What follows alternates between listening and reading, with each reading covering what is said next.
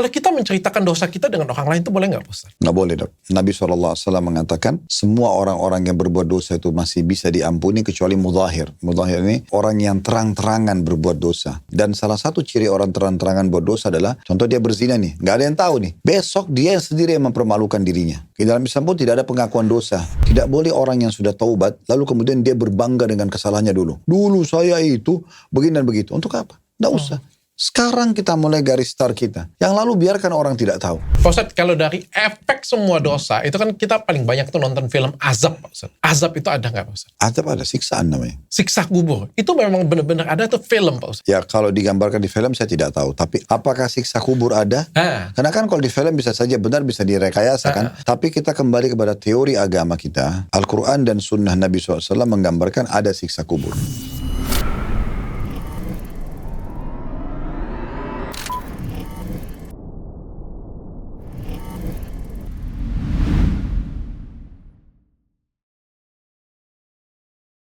Bismillahirrahmanirrahim. Assalamualaikum warahmatullahi wabarakatuh. Waalaikumsalam warahmatullahi wabarakatuh.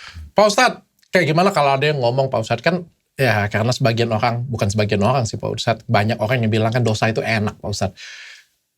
Nanti aja tobatnya, kan enak kalau agama Islam. Sekali tobat langsung dihilangkan semua dosanya. Ya udah nanti aja, buat aja dosa dulu banyak-banyak. Nanti kalau sudah sekarat baru kita tobat. Gimana Pak Ustadz? Oke, alhamdulillah wassalatu wassalamu ala rasulillah. Mungkin pertama kita jawab syubhat ini, dok ya. Maksudnya isu seperti ini. Kalau hanya dosa saja yang nikmat, sementara selain dosa maksudnya ketaatan itu tidak nikmat, maka mungkin wajar orang berkata begitu. Permasalahannya tidak seperti itu, dok. Dosa itu memang kita tidak mungkin ada kenikmatannya. Karena orang kalau mabuk, orang kalau zina, orang kalau membunuh, dia merasa ada seperti kepuasan diri sendiri. Syaitan menghiasi itu buat dia. Tapi sisi lain, ketaatan kepada Allah lawannya gitu ya. Zina misalnya nikah gitu kan. Mabuk misalnya dengan di minuman keras dengan madu, dengan sirup. Itu kan misalnya contoh, atau minuman-minuman jus misalnya, itu kan ada gitu loh, ada kenikmatannya. Jadi sebenarnya ada gantinya, bukan tidak ada gitu. Dia daripada membunuh misalnya dia berkawan, contoh dan seterusnya. Dia sebenarnya kenikmatan itu ada di semuanya. Jadi kalau ada orang mengatakan, sudahlah nanti aja tobatnya, daripada saya berhenti membunuh sekarang, sudah saya bunuh aja terus, nanti kalau sudah mau meninggal baru saya tobat. Nah dia menikmati proses pembunuhan itu, sebenarnya kan dia jadi banyak musuhnya. Padahal sebenarnya dengan dia menggantinya dengan berkawan, ya memperbaiki hubungan dan segala macam, kan bisa, jadi tidak harus membunuh. Daripada dia gonta-ganti pasangan, dia cukup dengan pasangan halalnya misalnya. Dia lebih sehat, lebih steril dan segala macam dibandingkan gonta-ganti zina mungkin yang mungkin sudah membawa penyakit dan segala macam hal.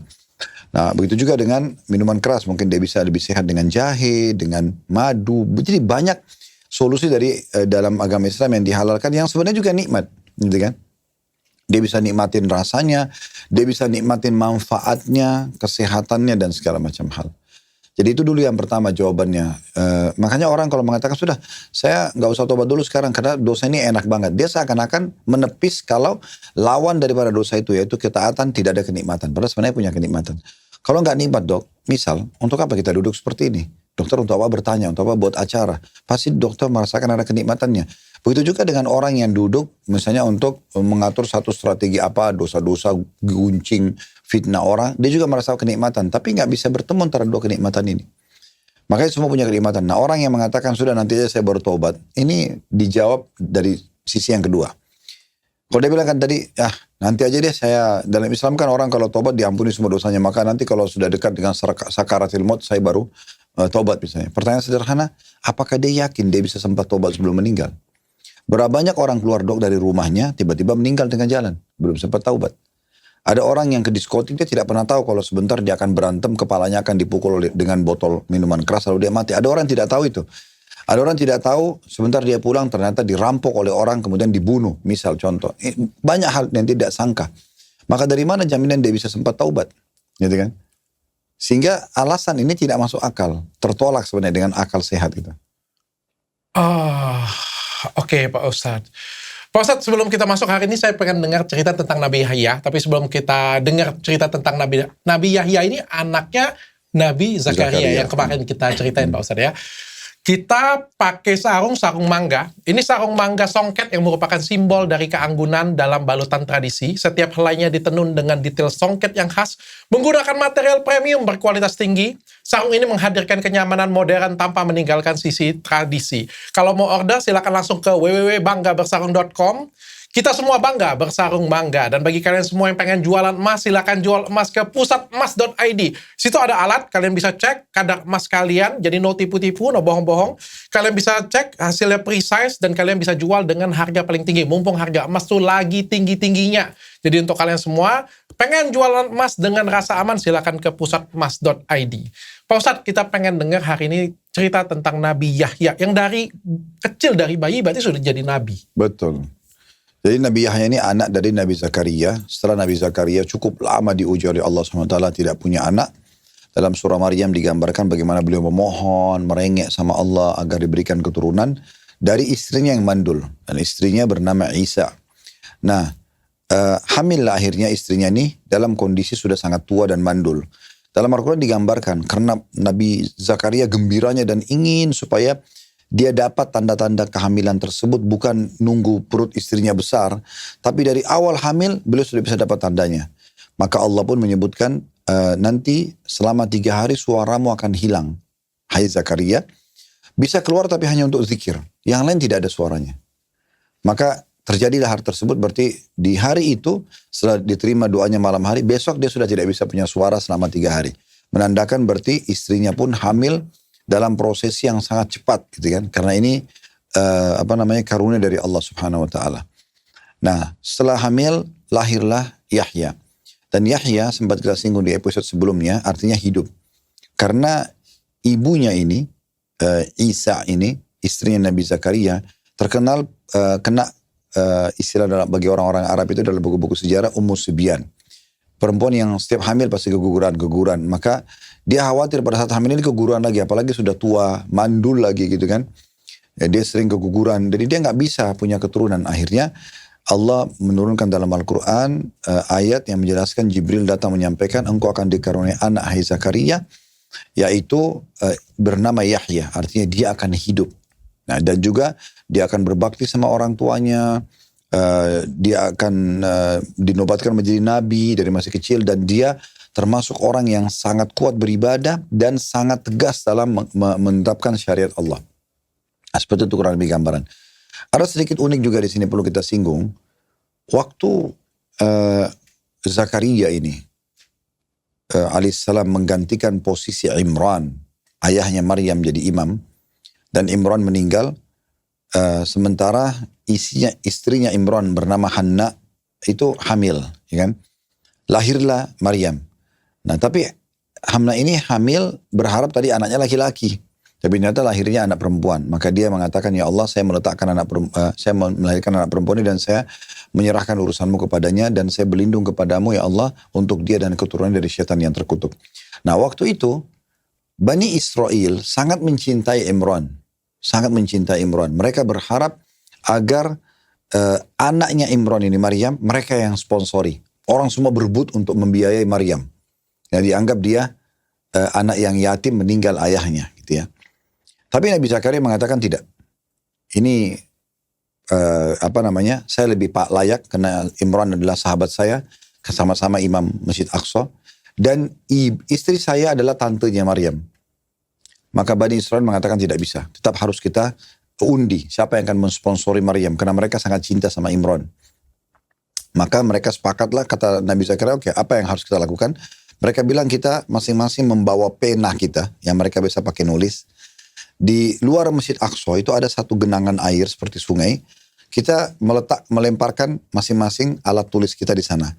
Siapa yang tenggelam ya alat tulisnya, maka berarti dia yang mensponsori. Maka pada saat dengan hikmah Allah SWT, pada saat mereka meletakkan semuanya, maka ngapung, karena dari bahan kayu waktu itu, ngapung kecuali punyanya Nabi Zakaria tenggelam.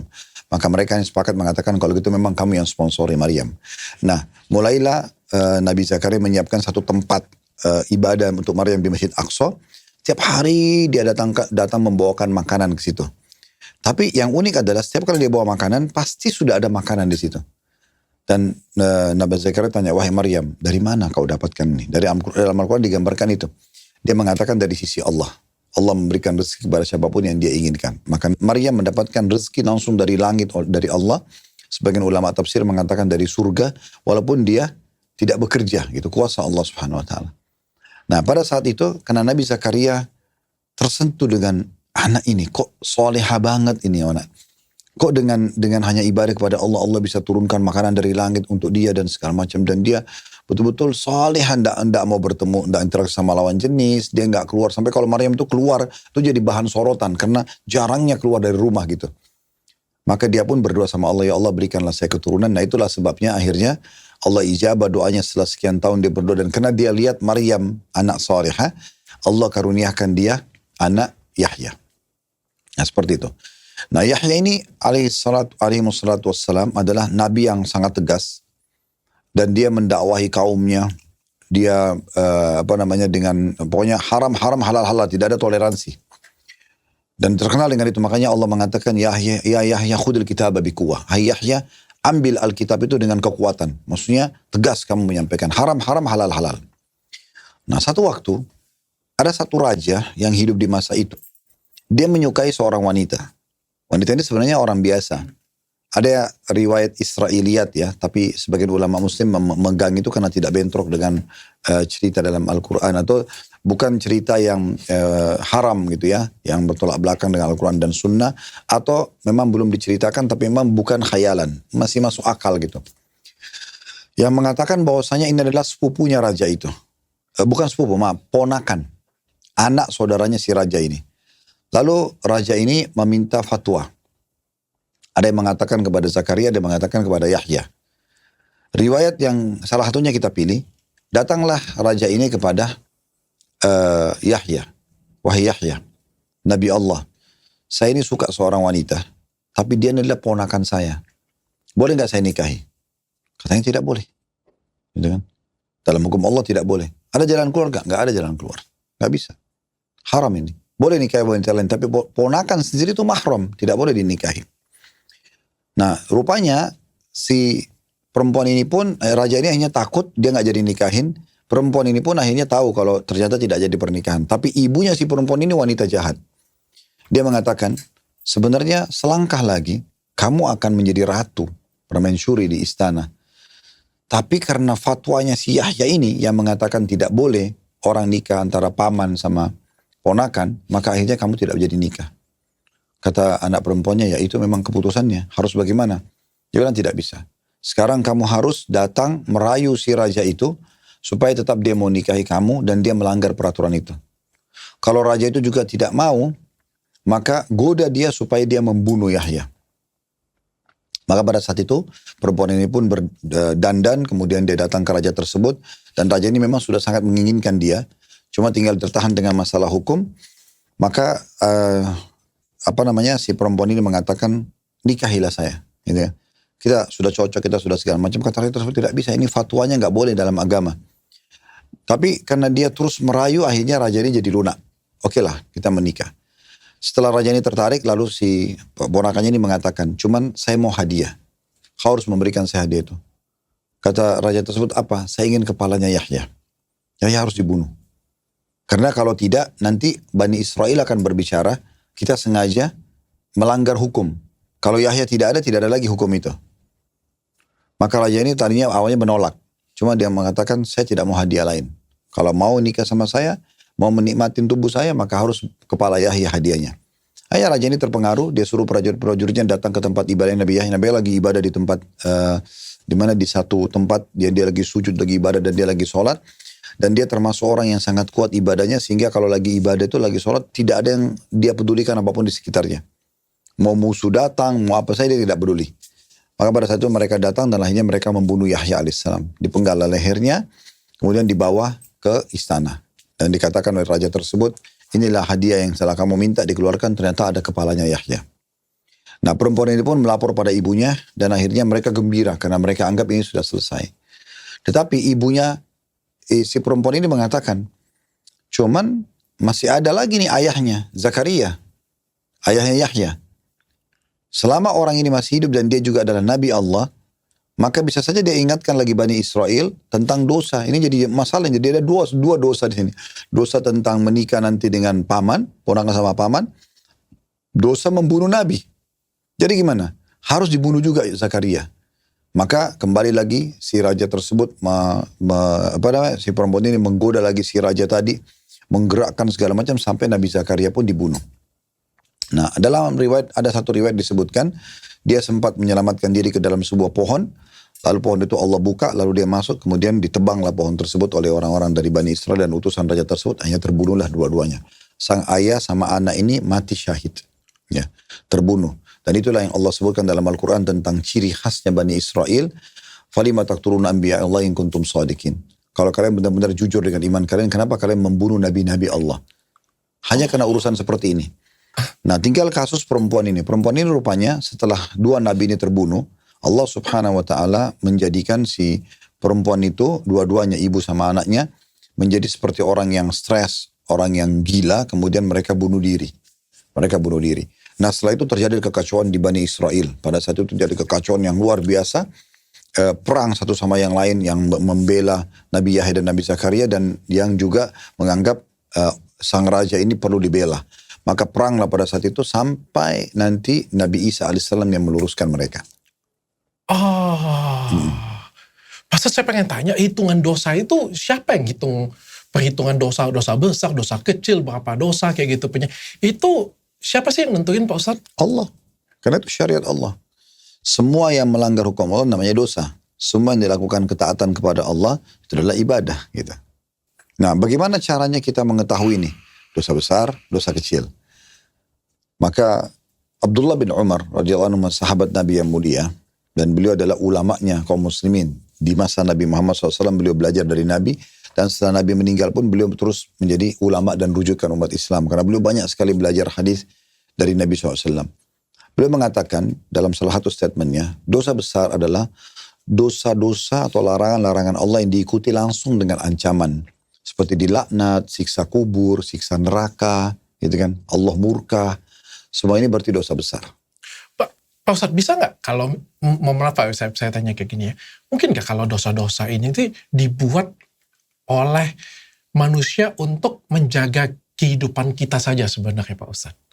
Karena kan penentuan besar kecil ini nih agak sedikit aneh, rancu, kayak perhitungan seolah-olah kalau misalnya kita meninggal nanti kayak ada kalkulator yang ngitung kayak gitu punya, ditimbang kayak gitu punya Pak Ustadz. Kalau misalnya ditimbang kayak gitu punya, wah saya nggak tahu deh, dalam hidup orang lebih banyak dosanya atau lebih banyak bagusnya ya Pak Ustadz ya?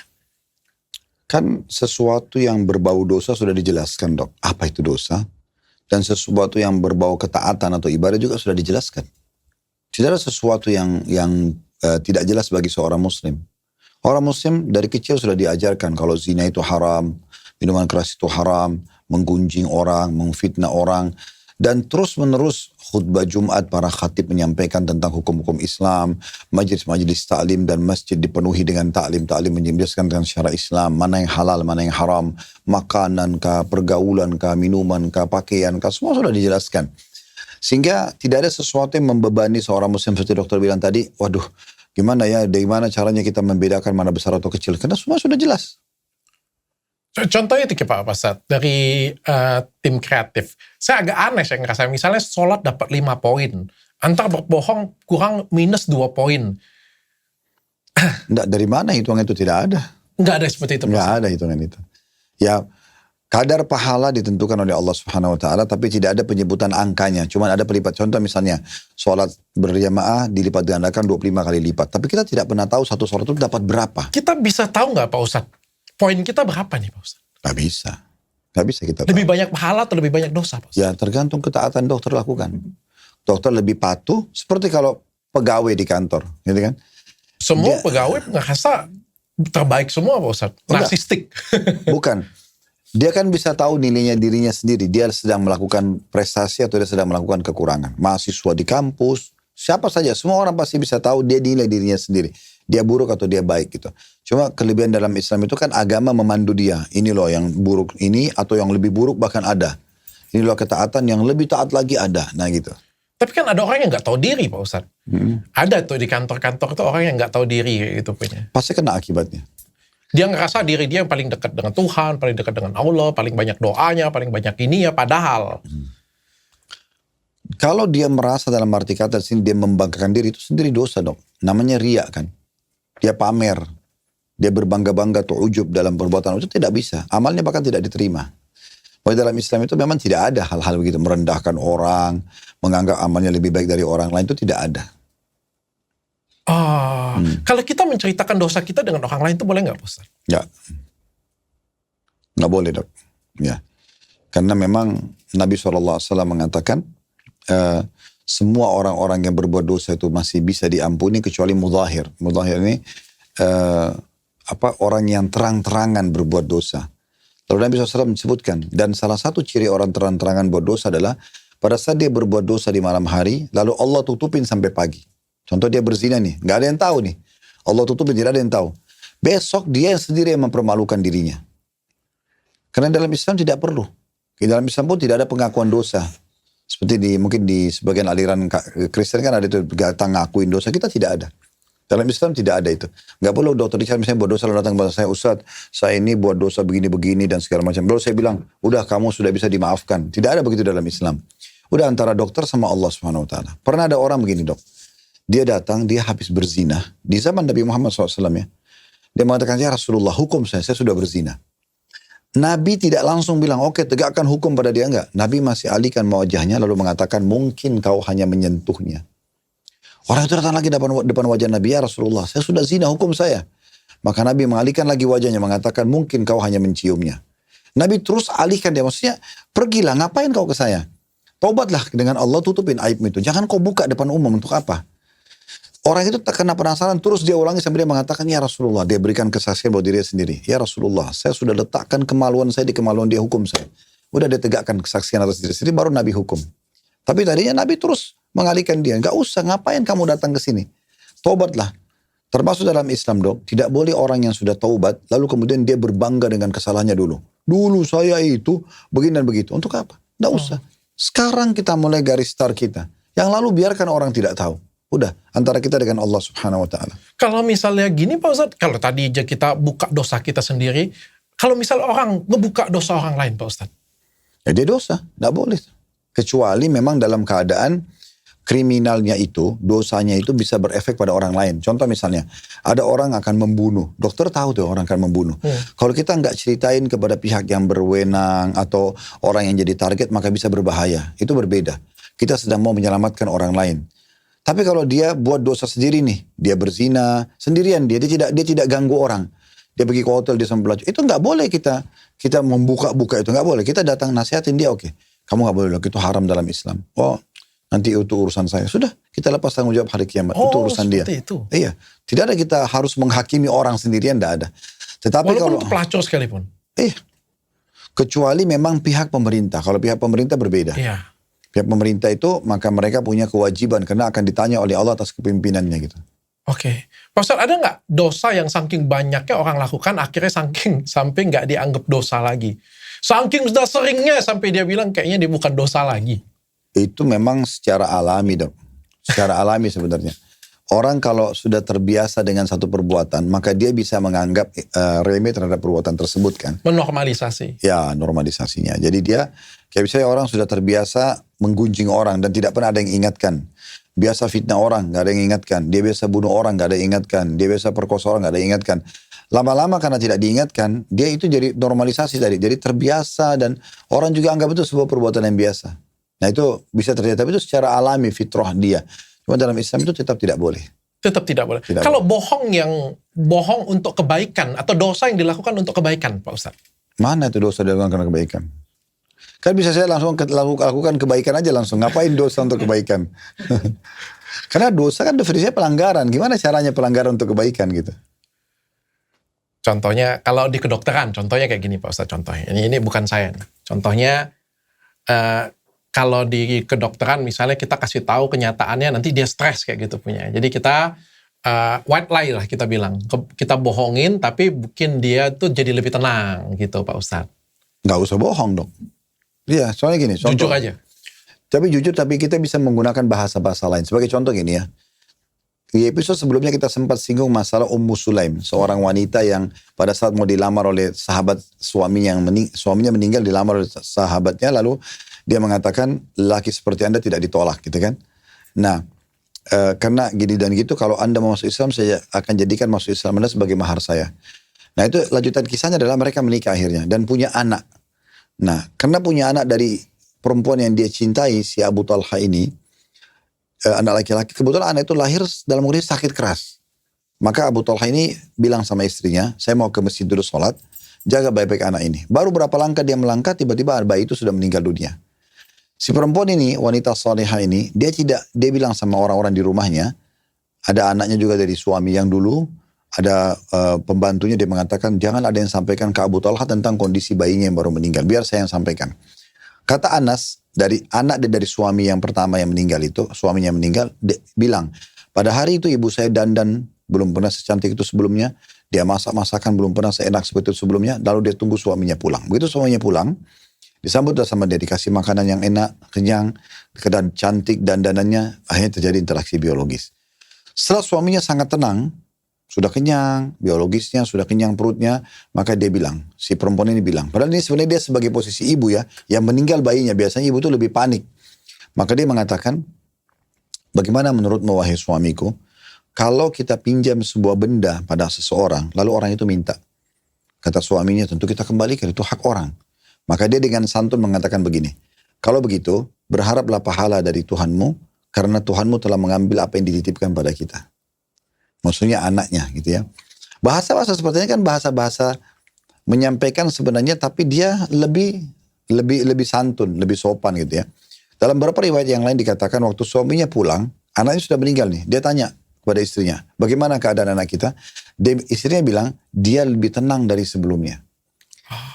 Bahasa lebih tenang dari sebelumnya, sebenarnya dia masukkan mati, tapi dia nggak mau bahasakan langsung ke suaminya supaya suaminya nggak shock. Itu contohnya. Oke. Pak Ustadz, kalau misalnya kita muji masakan istri, Pak Ustadz. Jadi memang ada hadis Nabi SAW yang menjelaskan begini dok. Salah satu atau keadaan di mana seseorang boleh berbohong pada pasangannya itu pada saat pujian. Di pujian. Pujian masakan, pujian penampilan, pujian paras wajah, pujian ya. Sehingga makin menghidupkan cinta di antara suami istri. Itu memang ada hadis yang membolehkan. Jadi kayak misalnya contoh, seorang suami bilang sama istrinya, atau istri bilang sama suaminya, saya belum pernah bertemu orang setampan kamu atau secantik kamu. Sebenarnya pernah, tapi dia ingin menggembirakan pasangan, itu boleh saja. Itu boleh Pak Ustadz. Ya, atau istrinya masak nih, masakan kurang enak sebenarnya. Lalu dia tanya, enak gak? Lalu dia mengatakan, oh enak. Misal contoh, itu boleh saja. Nah. Oh, kalau itu berarti boleh, masih ada boleh, white line-nya boleh ya Pak Ustadz. Pak Ustadz, kalau misalnya kita lihat teman kita melakukan dosa Pak Ustadz, kita tahu teman kita melakukan dosa, tapi kita diam aja Pak Ustadz, gak mau ikut campur, itu kita ikut kena dosa gak Pak Ustadz? Ya tentu saja. Karena kita melihat satu buat kriminal. Tapi kalau kita bocorin, kena Pak Ustadz. Enggak, paling tidak kita luruskan kesalahan dia. Ingetin. Ya itu gak boleh loh, gini-gini dan segala macam. Tapi bukan dibuka. Bukan. Tadi saya bilang, batasannya adalah, kalau dosa itu hanya untuk dia pribadi, dia mau masuk hotel nih sama pelacur. Dia sendiri gak ada gangguannya. Pelacur itu memang tuh kerjanya itu dibayar. Jadi kita tinggal nasihatin gak boleh loh gini-gini. Tapi kalau dosa dia berpengaruh pada orang lain, kayak misalnya contoh dia mau membunuh, dia mau memerkosa, kita tahu nih, kita ingatkan dan kita harus juga laporkan perbuatan tersebut karena ada efek buruk pada orang lain gitu. Oke. Pak Ustadz, kalau dari efek semua dosa, itu kan kita paling banyak tuh nonton film azab Pak Ustadz. Azab itu ada gak Pak Ustadz? Azab ada, siksaan namanya. Siksa kubur. Itu memang benar-benar ada tuh film Pak Ustadz. Oh, karena ada. kalau di film itu kayak seolah-olah bawa peti jenazah itu tiba-tiba ada angin. Memang seperti itu kah Pak Ustadz? Ya kalau digambarkan di film saya tidak tahu. Tapi apakah siksa, iya betul. Apakah siksa kubur ada? Karena kan kalau di film bisa saja benar, bisa direkayasa kan. Tapi kita kembali kepada teori agama kita. Al-Quran dan sunnah Nabi SAW menggambarkan ada siksa kubur. Banyak sekali di antaranya. Kata Nabi SAW, kalau sosok jenazah orang beriman sudah dimasukkan ke dalam kuburan, maka 3 langkah pengantar jenazah itu pulang bayi ini masih mendengarkan trompa sandal mereka. Lalu setelah itu tidak dengar lagi, lalu datanglah mungkar dan nakir, malaikat yang akan bertanya di kuburan. Siapa Tuhanmu, siapa nabimu, apa kitabmu. maka dia akan menjawab dengan sangat mudah. Lalu dibukakan baginya pintu neraka. Dia pun kaget dengan itu. Lalu malaikat mengatakan, lihat dari apa Allah selamatkan dirimu. Ditutup, dibuka pintu surga. Sampai kepada dia bawa wangi-wanginya. Lalu malaikat mengatakan, ini tempat kamu sekarang. Maka si mayit berdoa mengatakan, ya Allah cepatkanlah waktu karena saya ingin masuk ke dalam surga saya. Lalu datang di sebelahnya orang yang tampan, bersih, wangi. Lalu dia kagum. Lalu orang itu mengatakan, saya amal saleh yang akan menemani kamu sampai hari kiamat. Lalu Allah berfirman kepada para malaikat, bentangkan kuburannya seluas pandangan matanya dan hamparkan permadadinya dari surganya sehingga sampailah kepada dia baunya, bau wangi surga dan jadilah kuburannya taman dari taman surga. Sebaliknya kalau orang kafir atau orang munafik maka akan datang 3 langkah orang melangkah dia masih dengar terompas sendar, tapi setelah itu langkah keempat seterusnya sudah tidak dengar. Datang muka nakir dudukin dia, tanya siapa Tuhanmu, siapa nabimu, apa kitabmu. Dia cuma mengatakan saya tidak tahu, saya cuma ikut-ikut dulu orang bilang apa. Dibukakan baginya pintu surga. Dia lihat indah banget, taman-taman, pelayan-pelayan dan segala macam. Dia kagum. Malaikat bilang, lihat dari apa kamu haramkan dirimu. Tentunya kamu bisa masuk sini, tapi sekarang kamu yang halangi diri kamu sendiri. Ditutup, dibuka pintu neraka. Sampai kepada dia bawa busuknya, lalu malaikat mengatakan, ini tempat kamu. Kau tidak bisa lari darinya. Maka dia berdoa mengatakan, ya Allah jangan cepatkan waktu, jangan cepatkan hari kiamat, karena saya tidak ingin masuk ke neraka saya. Datang di sebelahnya orang yang buruk tampangnya, badannya busuk, lalu dia pun kaget. Orang itu lalu mengatakan, saya adalah dosa-dosamu yang akan menemani kau sampai hari kiamat. Lalu Allah datangkan kepadanya 2 sosok malaikat. Sosok malaikat yang membawa besi untuk memukulnya. Yang kalau seluruh jin dan manusia bersatu untuk membalikkan, mereka tidak akan mampu. Lalu dipukulkanlah ke kepala orang tersebut. Dia pun teriak. Semua mendengarkan teriakan tersebut dari ciptaan Allah kecuali jin dan manusia. Karena kalau jin dan manusia mendengarkan, mereka akan wafat seketika. Pak Ustadz, ciri-cirinya kalau kita kena siksa kubur itu bagaimana Pak Ustadz? Kita nggak bisa mengatakan ciri kalau kita sudah kena ya, kita tidak memang belum terjadi. Tetapi Nabi SAW pernah melewatin kuburan di Madinah, lalu beliau mengatakan, ketahuilah ini mukjizat dari Allah, 2 penghuni kuburan ini sedang disiksa. Dan dua-duanya sedang disiksa dengan perbuatan yang dianggap kecil oleh sebagian orang, tapi dia adalah dosa besar. Yang pertama suka adu domba. Dan yang kedua tidak cebok pada saat kencing. Itu Nabi SAW gambarkan memang ada siksa kubur itu. Pernah juga beliau lewat di beberapa kuburan orang-orang Yahudi terdengar suara yang sangat keras. Lalu beliau mengatakan ini adalah suara orang-orang Yahudi yang sedang disiksa di kubur mereka. Gitu. Pak Ustadz, sambil nunggu waktu kiamat, orang kan ada disiksa di kehidupan Pak Ustadz. Apakah kalau misalnya kita disiksa di kehidupan kita nyata, apakah habis kiamat, habis kita meninggal, itu kita bahagia atau malah sama aja Pak Ustadz? Konsepnya dia beriman atau tidak beriman, Dok. Kalau dia orang beriman, dia buat dosa nih. Dia sekian tahun mabuk, sekian tahun berzina, sekian tahun menipu misalnya. Kemudian dia taubat nih. Dia beriman, tapi dia taubat, dia kembalikan semua hak itu. Ini bisa saja Allah membersihkan sisa-sisa salahnya dengan ujian-ujian yang datang. Kayak misalnya ada benda dia yang hilang atau dia diganggu oleh orang, itu bisa terjadi prosesnya. Orang seperti ini nanti di hari kiamat tidak ada lagi hisapnya. Tetapi ada orang-orang kafir yang memang mereka tetap dalam kejahatan mereka juga sampai meninggal. Nah orang seperti ini di dunia biasa ujian-ujiannya datang macam-macam. Di akhirat juga dia tetap masih kena hukuman. Sebagai contoh gini Dok, saya pernah subhanallah, jadi didatangi oleh seorang jemaah kami, beliau jemaah travel Uhud Tour, jemaah travel kami, umroh, dan dia pengusaha handphone dan aksesorisnya di daerah Lombok ya. Setelah pulang umroh, dia tiba-tiba datang ke restoran kami bersama satu partnernya orang non-muslim, kebetulan orang China dari Mangga 2. Duduklah mereka, terus seperti biasa jemaah ketemu sama ustadznya banyak bertanya masalah hukum. Saya jawablah sesuai dengan kemampuan saya gitu. Setelah selesai saya jawab semua masalah rumah tangga, masalah pekerjaan dan segala macam. Tiba-tiba yang non muslim ini bilang begini, Pak Ustadz saya boleh bertanya juga nggak? Saya bilang boleh Pak, tapi saya jawab dengan agama Islam. Dia bilang nggak apa-apa karena yang Pak Ustadz kasih jawabannya ke teman saya muslim ini sama juga saya hadapin. Jadi sebenarnya mereka menghadapi masalah-masalah yang sama, cuma bedanya kalau yang muslim mereka di dunia ini kalaupun ada ujiannya hanya sekedar untuk menambah pembersihannya dan di akhirat selamat. Kalau orang non muslim selama belum beriman tetap itu akan berlanjut di akhirat nanti hukumannya gitu. Apakah kalau misalnya kita lakukan dosa besar Pak Ustadz ya, tapi kita belum sempat bertobat, kalau kita meninggal, apakah kalau kita didoakan oleh orang yang soleh atau oleh ustadz atau teman-teman yang mendoakan, apakah itu bisa menghilangkan dosa kita, Pak Ustadz? Bisa sekali. Banyak hal yang bisa menghilangkan dosa-dosa. Tapi memang dosa-dosa ini kan ada besar ada kecil dok ya. Dosa besar itu dia tadi saya kasih sebutkan ciri khasnya, dia dosa yang diikuti dengan ancaman kayak siksa kubur, laknat, siksa neraka gitu-gitu. Nah itu dosa besar. Ini Imam Nawawi seorang ulama muslim mengatakan dia diterima taubatnya kalau terpenuhi 3 hal. Yaitu dia meninggalkan dosa itu seketika, lagi berzina dia berhenti, lagi berbohong dia berhenti, yang kedua sesali, yang ketiga janji sama Allah tidak mengulanginya. Maka ini akan diterima taubatnya, gitu kan. Secara otomatis juga tidak akan ada lagi hukuman, gitu ya. Karena kata Nabi SAW, at-taibu minadz-dzambi kaman la dzambalah. Orang yang taubat dari sebuah dosa sama dengan orang tidak ada dosanya sama sekali. Nah seperti itu, jadi sebenarnya dia kalau sempat taubat, maka dia akan aman, gitu. Kalau misalnya kita meninggal terus kita dosa dalam keadaan dosa kayak gitu Pak Ustadz, terus kita Sebentar, ini aja, tadi kan itu kalau dia sempat taubat ya. Kalau dosa-dosa kecil dia tinggalkan, maka ini kemungkinan besar sudah selesai. Ada yang doakan, atau misalnya dia wakafin tanah dok ya. Dia pernah kasih untuk bangun masjid, atau jembatan, atau gali sumur, atau rumah anak yatim. Semua itu amal-amal saleh terus berjalan sedang dia meninggal, itu bisa membersihkan kalau dosa-dosa kecilnya.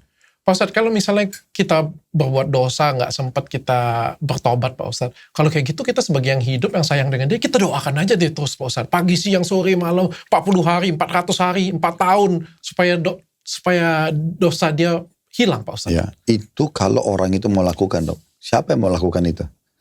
Berapa banyak anak orang tuanya meninggal dia tidak doakan, betul. Kalaupun dia doakan sekali 2 kali, nggak mungkin dia kayak dokter bilang 400 tahun dia mau doain. Dia aja belum tentu hidup selama itu kan. Oke, tapi kalau bisa dilakukan bisa Pak Ustadz, berkurang. Bisa. Kalau di Islam asli kayak gitu Pak Ustadz, kalau misalnya meninggal, harusnya kayak gimana sih Pak Ustadz kita? Maksudnya? Misalnya ada orang meninggal nih Pak Ustadz, kita harus doakan bagaimana? Kan kata ada orang RT 7 harian, 40 harian. Kalau Islam yang real, Islam ya Pak Ustadz ya, yang benar itu bagaimana Pak Ustadz? Yang Nabi SAW contohkan, ya, kalau ada orang meninggal maka ada namanya hukum takziah. Takziah itu meringankan beban kesedihan keluarga mayit. Bukan untuk mayit ya, untuk keluarga mayit. Beranjak daripada hadis waktu sepupu Nabi SAW meninggal namanya Ja'far bin Abi Thalib, meninggal di perang Mu'tah, maka beliau bersabda kepada penduduk Madinah, Isna'u li Ali Ja'far fa innam asabu ma lam yusibkum. Buatkan makanan, hiburlah keluarganya Ja'far karena mereka ditimpa apa yang tidak menimpa kalian.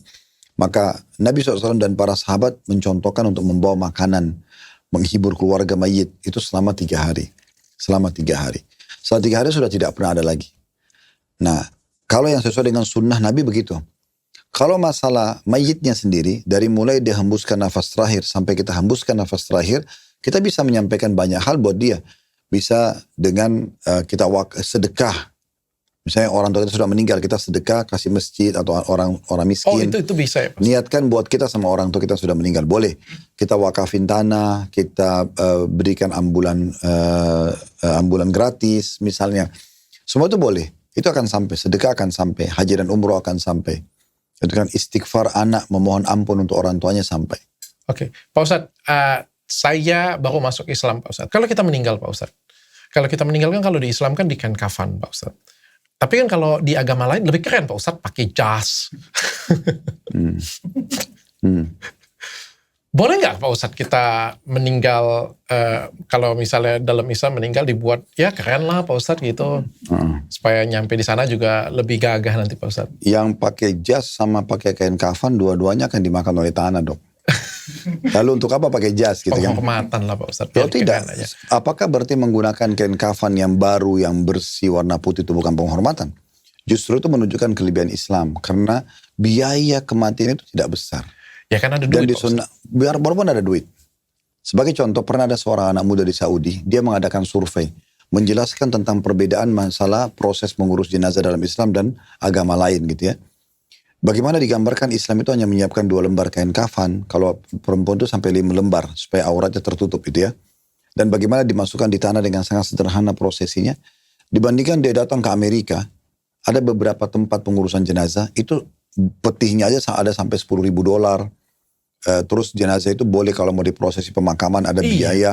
Terus kalau mau diawetkan pun bisa. Sampai saya lihat cuplikan videonya itu. Jadi kalau dia lagi kangen sama keluarganya yang diawetkan itu, dia tinggal naik mobil, jenazahnya dikeluarin di kaca, dilihat sama dia, lalu dada, terus dia pergi. Tapi itu biayanya besar. Maka beliau menjelaskan, selain proses yang sangat murah, cara untuk supaya kita membahagiakan orang yang sudah meninggal adalah yang sudah diajarkan oleh Allah. Kita perbanyak amal soleh buat dia, mumpung kita hidup. Kita masih bisa memohon ampun agar Allah maafkan dosanya, kita masih bisa sedekah buat dia, kita masih bisa haji dan umroh buat dia gitu kan. Yang ada dalil atau ada penjelasan dalam wahyu, itu insya Allah bisa. Oh, tapi nggak boleh ya Pak Ustadz? Itu wajib banget Pak Ustadz, pakai kain kafan. Ya memang sudah begitu ajaran Nabi Muhammad SAW. Nabi Muhammad sendiri dibungkus dengan kain kafan. Karena dalam sebuah riwayat, kata Nabi SAW, janganlah kalian berlebihan dalam kafan, karena sungguhnya dia akan cepat punah. Oke, Pak Ustadz, pertanyaan terakhir Pak Ustadz. Kalau kita mimpiin orang yang sudah meninggal Pak Ustadz, ada dikasih pesan lagi Pak Ustadz. Maksudnya apa nih yang mau ditanyakan? Apa artinya Pak Ustadz? Apa artinya? Ya, apakah mimpi itu benar? Maka dibagi dua. Ada namanya ru'ya shadiqah, ada hilm. Ru'ya shadiqah itu mimpi yang benar. Ya, contoh misalnya semua yang baik-baik lah. Kita mimpi kita sukses, kita mimpi ketemu sama orang yang kita cintai, misalnya orang tua kita, atau kita mimpi lagi jalan sama keluarga, atau orang mimpi lihat surga, bisa saja begitu ya. Itu semua dari Allah. Ada mimpi dari syaitan, kayak mimpi orang jatuh dari jurang gitu kan. Kepalanya putus gelinding-gelinding misalnya, nah gitu-gitu tuh, atau dimakan oleh hewan, semua ini dari syaitan. Nah kalau mimpi baik, kata Nabi SAW, bersyukurlah kepada Allah dan boleh diceritakan ke orang lain. Tapi kalau mimpi buruk, kita kaget nih tengah malam, kita mimpi buruk, ketakutan gitu, maka kita baca A'udzubillahi minasyaitonirrajim, lalu kita meniup ke sebelah kiri 3 kali dan mengubah posisi tidur. Serta jangan diceritakan kepada orang lain. Nah sekarang tergantung di mimpinya apa. Kalau kita mimpi misalnya orang mati itu dalam kondisi dia senyum, dia baik-baik. Kebetulan tadi ada pengajian, seorang ibu umur 59 tahun bertanya begini, Ustaz, teman-teman saya yang sebaya dengan saya, seumuran dengan beliau sudah hampir 60 tahun, suami mereka sudah pada meninggal. Dan mereka rata-rata cerita pernah mimpi melihat suaminya dalam kondisi senyum-senyum sama mereka. Apakah itu benar ada? Saya bilang ada. Itu bisa terjadi. Gitu kan? Bisa terjadi. Bahkan kita saja bisa mimpi Nabi Muhammad SAW. Tetapi memang kita harus mengenal dulu ciri Nabi SAW secara fisik. Nabi SAW itu disebutkan kulitnya putih, sampai pipinya kemerah-merahan, rambutnya berombak, tidak lurus, tidak keriting, sampai ujung kuping atau ujung pundak, atau di pundak gitu ya. Terus dadanya bidang, jenggotnya lebat gitu ya, alisnya seperti busur panah, matanya besar gitu kan. Semua ini ciri-cirinya. Jadi kalau kata Nabi SAW, kalau siapapun yang melihat aku dalam mimpinya, maka itu aku, karena setan tidak akan menjelma menjadi aku. Contohnya berarti ada mimpi, memang ada mimpi-mimpi baik itu. Nabi Yusuf itu kan punya salah satu mujizat mentakwilkan mimpi. Boleh Pak Ustadz, menafsirkan mimpi dalam Islam itu boleh nggak? Boleh, tapi harus ahlinya tentu. Harus ahlinya. Nggak boleh kita sembarangan cerita sama orang gitu. Orang yang memang tahu ini apa maknanya, itu memang ada ilmunya sendiri. Kalau orang meninggal, misalnya kita mimpi orang yang sudah meninggal, orang tua kita atau siapa, kita kasih pesan Pak Ustadz. Oke, kita lihat pesannya apa. Kalau pesannya itu tidak bertolak belakang dengan syariat, misalnya orang tua kita datang mengatakan, nak jangan lupa jaga sholat, nak jangan lupa begini dan begitu, misalnya yang positif, tidak ada masalah. Tapi kalau misalnya dia dalam mimpi itu orang tuanya menyampaikan, ingatkan kepada semua manusia besok terjadi kiamat, misal, itu nggak masuk akal gitu kan. Karena kiamat itu punya tanda-tanda dijelaskan oleh Nabi Muhammad SAW. Ada tanda-tanda kiamat kecil dan tanda-tanda kiamat besar. Itu nanti ada tanda-tanda itu baru bisa terjadi. Gitu. Kalau mimpi dipatok ular Pak Ustadz? Ya itu dari syaitan. Kita baca A'udzubillahi minasyaitonirrajim dan jangan diceritakan pada orang. Makanya pernah di zaman Nabi SAW Nabi itu punya satu tradisi. Salah satu mujizat Nabi Muhammad SAW itu beliau mentafsirkan atau mentakwilkan mimpi. Kalau habis sholat subuh beliau tanya, ada nggak yang mimpi semalam? Ada sahabat mengatakan, saya Rasulullah mimpi begini, Nabi takwilkan gitu.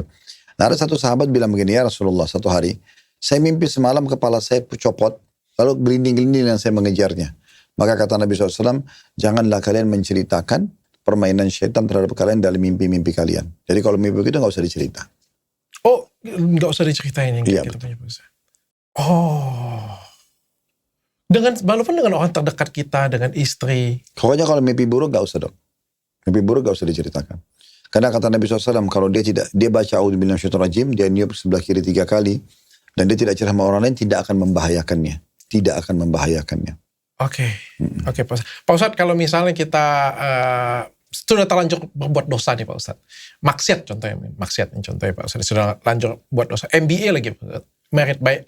Bukan married by accident. Sudah hamil duluan Pak Ustadz. Terus kita nikahin. Hilang nggak dosa kita Pak Ustadz? Itu tergantung taubatnya dok, bukan masalah menikahinya. Karena kalau yang membersihkan dosa itu taubat. Kata Nabi SAW, at-taibu minadz-dzambi kaman la dzambalah. Orang yang taubat betul-betul tulus karena Allah, maka seperti orang tidak punya dosa. Jadi bukan karena masalah pernikahannya. Masalahnya dia taubat atau tidak. Kalau ada orang pernah berzina nih, kemudian mereka putus, tidak lagi melanjutkan, mereka tidak nikah sama lain, tapi dua-duanya taubat, tetap diterima taubatnya. Oke Pak Ustadz. Apalagi Pak Ustadz ceritakan tentang Nabi Yahya. Saya jadi lebih tertarik tentang Nabi Yahya ini Pak Ustadz. Ya sebenarnya sudah kita kasih gambaran umumnya ya. Dia termasuk orang yang sangat soleh. Dan dia termasuk Nabi yang hidup sezaman dengan Nabi yang lain. Itulah kita sebutkan. Ayahnya Nabi Zakaria dan sepupunya sendiri Nabi Isa. Berarti dia sezaman dengan Nabi Isa? Sezaman dan satu lokasi dakwah. Oh satu lokasi dakwah? Ya, satu lokasi. Tapi kalau di Nasrani saya nggak pernah dengar ya. Ya itu atau saya yang kurang ya. Itu sepupu Nabi Isa. Jadi ibu Nabi Isa yang bernama Hamna itu bersaudara dengan ibunya Yahya. Makanya dalam 25 Nabi dan Rasul, Nabi Yahya masuk dalamnya. Oke, Pak Ustadz.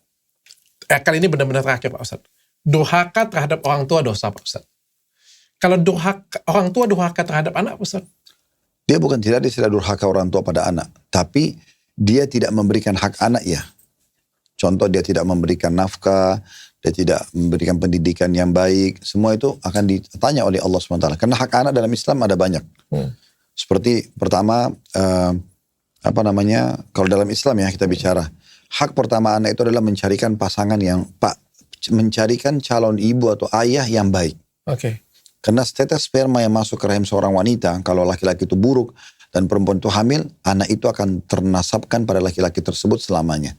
Kalau perempuan itu buruk, tetes sperma laki-laki baik tertumpah di rahimnya, lalu hamil, perempuan buruk tersebut akan jadi status ibu anaknya selamanya. Maka termasuk hak anak yang pertama adalah memilihkan pasangan yang tepat untuk menjadi ayah dan ibunya. Yang kedua nanti kita hanya bisa memberikan konsumsian di saat hamil ya. Ibu istri kita hamil, anak tersebut sudah di dalam perut, maka kita memberikan konsumsian dari harta-harta yang halal. Tidak ada yang haram. Yang ketiga, pada saat dia sudah lahir, maka mulai di hari ketujuhnya dok ya. Di hari pertama lahir, itu ada hadis yang menjelaskan boleh diazankan kupingnya. Ada juga yang melemahkan pendapat ini, tapi saya termasuk berpegang pada pendapat ada azan bagi bayi. Kemudian yang keempat adalah kita di hari baru lahir juga tuh boleh ditahnik. Tahnik itu dikunyain kurma halus sekali lalu ditempelin di langit-langitnya. Untuk? Yaitu untuk konsumsian bayi. Di awal dia lahir gitu ya. Nabi Muhammad SAW biasa lakukan pada bayi-bayi di Madinah. Sedikit aja kurma dikunyah halus sekali baru ditempelin di langit-langit. Saya kadang-kadang berikan kepada anak-anak saya juga begitu. Nah, kemudian yang kelima, di hari ketujuhnya diberikan nama yang baik. Kata Nabi SAW, pilihlah nama hari ketujuh. Orang buat nama dari bulan pertama Pak. Ya, tapi maksudnya dia disematkan ke anak itu resmi di hari ketujuhnya. Okay. Ya, kita boleh pilih nama sebelumnya. Okay. Kata Nabi SAW, pilih nama-nama yang baik karena dengan nama-nama itu kalian akan dipanggil pada hari kiamat. Termasuk nama anak adalah memberikan nama-nama yang baik. Nama yang paling baik itu adalah penisbatan hamba kepada Allah. Seperti kalau bahasa Arab itu Abdullah, Abdurrahman, Abdul Ghafur itu penghambaan kepada Allah. Kalau perempuan Amatullah, Amatur Rahman. Lalu semua nama nabi-nabi, Adam, Hud, Saleh, Shu'aib, Musa, Isa, Muhammad, alaihi wasallam, ini semua nama-nama yang baik. Terus nama para sahabat-sahabat Nabi, itu juga termasuk nama-nama yang baik. Perempuan juga sama, istri-istri Nabi, gitu kan, ibu Nabi. Nah ini kita bisa memberikan nama-nama yang baik ini gitu. Tapi bukan kalau misalnya kita namanya Nabi tapi kelakuan kita nggak Nabi, itu justru adalah penistaan agama Pak Ustadz saya pikir. Nah, itu misalnya namanya Muhammad Pak Ustadz tapi kelakuannya maksiat atau itu kalau kita belum memberikan nama lalu kita sudah memvonis seperti itu agak sulit dok ya. Maksudnya berapa banyak orang yang nama Muhammad baik. Kalaupun ada 1-2 orang mungkin dia oknum yang kita mengatakan tidak bisa mewakili nama Muhammad sallallahu alaihi wasallam, gitu kan? Karena memang nama tidak mengubah keadaan orang, tetapi orang tuanya memberikan nama itu kan dengan tujuan supaya dia mencontohi ya figuritas yang diberikan namanya itu kan. Nah, di hari ke-7 kita berikan nama, kemudian kita juga menyembelih hewan untuknya, Dok. Akikah namanya. Akikah. Jadi kalau anak laki-laki itu 2 ekor kambing, anak perempuan 1 ekor kambing. Nah, kemudian di hari itu juga di khitan, sunat. Ya, di hari ke-7 itu. Nah, ini langsung Pak Ustadz? Iya. Yang paling baik itu memang kalau baru lahir itu, Dok. Semua anak-anak saya, alhamdulillah saya proses begitu. Masya Allah pertumbuhannya sangat bagus. Nah, dan mereka beda sama kalau sudah lebih besar kan mungkin lebih merasa lebih sakit ya. Nah, ini lebih cepat kering dan segala macam. Itu secara medis, teman-teman dokter juga banyak yang sudah kami konsultasikan memang begitu. Yang mereka punya klinik-klinik untuk ini.